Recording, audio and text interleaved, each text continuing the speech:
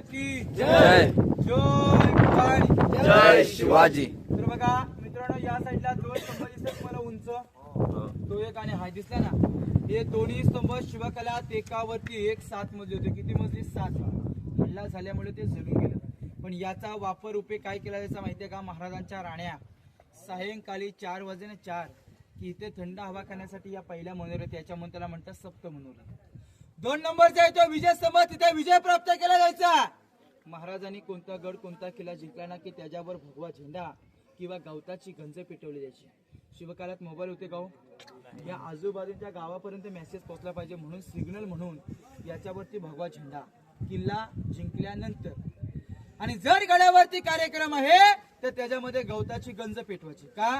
तर तो धूर निघायचा. धूर, या धुराच्या इशाऱ्यावरती लोक इथे कार्यक्रमासाठी उपस्थित राहायचे. मग तेव्हाचा सिग्नल. इथे आपले राजे ग्रेट आणि चालक. रायगडाच्या चारी साईडनी 28 गावं आहेत आणि त्या गावांना ऐतिहासिक नाव आहेत आणि तिथलेच लोक तिथलेच मावळे गडावरती कार्यक्रम इथले गडावरती कामासाठी होते. तिथलीच लोक कार्यक्रमाची शोभा वाढवण्यासाठी.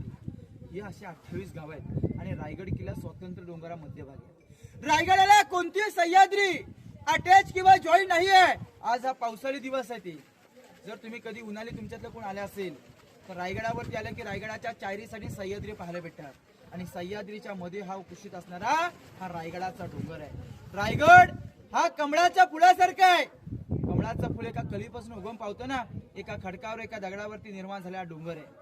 गडाचा जो वरचा क्षेत्रफळ आहे 100 एकरचा आहे आणि खालचा भूभाग आहे पूर्णपणे 1200 एकरचा आहे. 16 किलोमीटरची रायगडाला प्रदक्षिणा आहे. किमान 8 ते 9 तास लागतात.